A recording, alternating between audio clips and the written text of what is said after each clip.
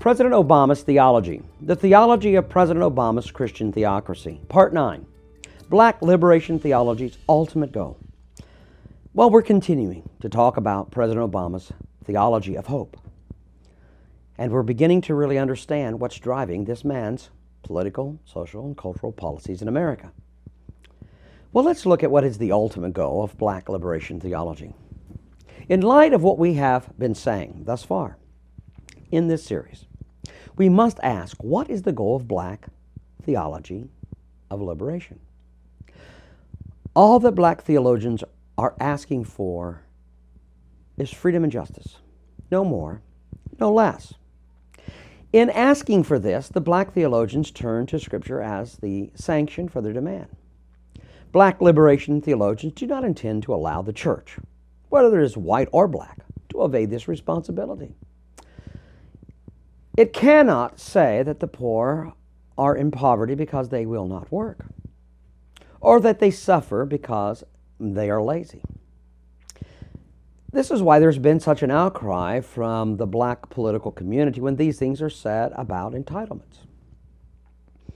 When one political candidate says we are sitting under the worst president of the United States who has simply given out all kinds of entitlements, including food stamps. Well, these are fighting words, because the insinuation is the poor are poor because they won't work. And they suffer because basically they're just plain lazy. And that's the problem with a free market economy. Those who really rise to the top, they're the workers. Those who tend toward the bottom, those who suffer in poverty, poor, they're lazy. They're no good.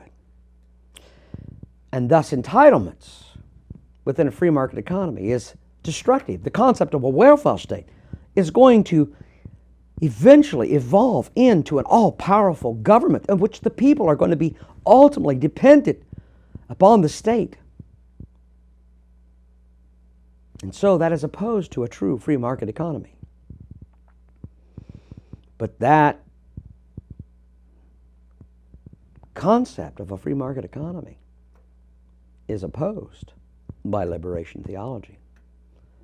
It is a strike at the heart of what they believe should be practiced and how right should be made wrong. An individual who has come before God as nothing and being received by Him into His kingdom through grace, this Christian, they argue, should know that he has been made righteous, justified, so that he or she can join God in the fight for justice and liberate all of the oppressed. Therefore, whoever fights for the poor and oppressed fights for God. Whoever risks his life for the helpless and unwanted risks his life for God. Does this phrasing sound familiar to you? Well, it ought to. It was the theme of President Obama's National Prayer Breakfast speech that we did an analysis of. But precisely what does this entail? It's not always clear to white people. For them, that is the white race, says Cones, loving one's neighbor, quote, becomes emotional and sentimental. This sentimental, condescending love accounts for their desire to help by relieving the physical pains of suffering blacks so they can satisfy their own religious piety and keep the poor powerless, unquote. But advocates of a black theology of liberation will not allow whites to get off so easy. Authentic love is not help, says Cone. Cone writes, quote, not giving Christmas baskets, but working for political, social, and economic justice, which always means a redistribution of power, is the kind of power which enables blacks to fight for their own battles and keep their dignity. Did you catch that underlying theme? Black liberation theology says to us,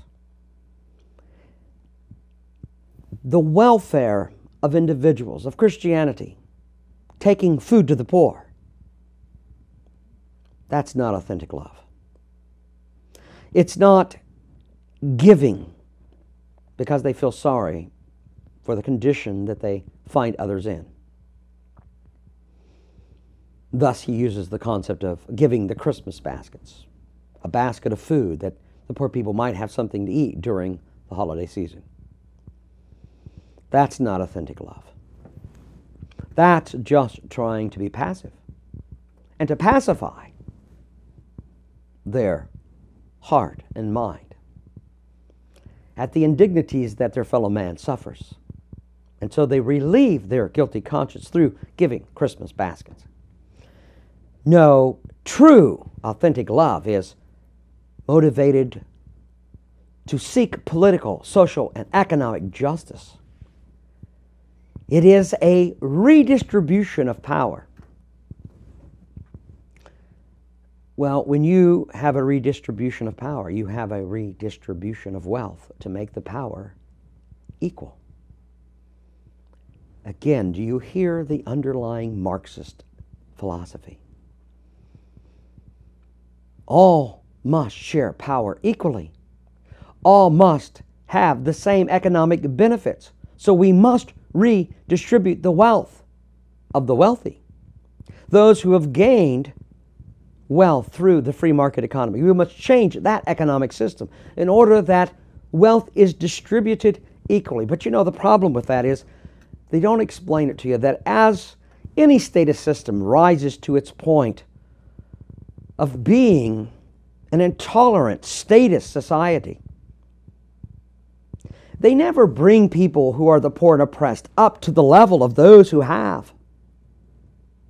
But rather they see the injustice and they adjust the economic and the political schemes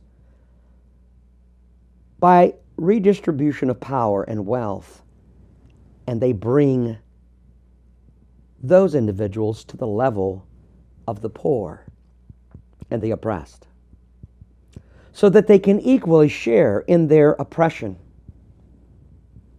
in their poverty, by an elitist state. Because that's what Marxist socialism is all about. It all sounds good. But talk to the communist countries where socialism has been practiced, especially in its more brutal forms of communism. The people are never receive the benefit of its society, of its government, of its wealth, its economics. They redistribute the wealth by taking the money from the wealthy, and through the state, they dole out what portion they believe you should have in that society. God save us from Marxist thinking, even if it calls itself Christianity.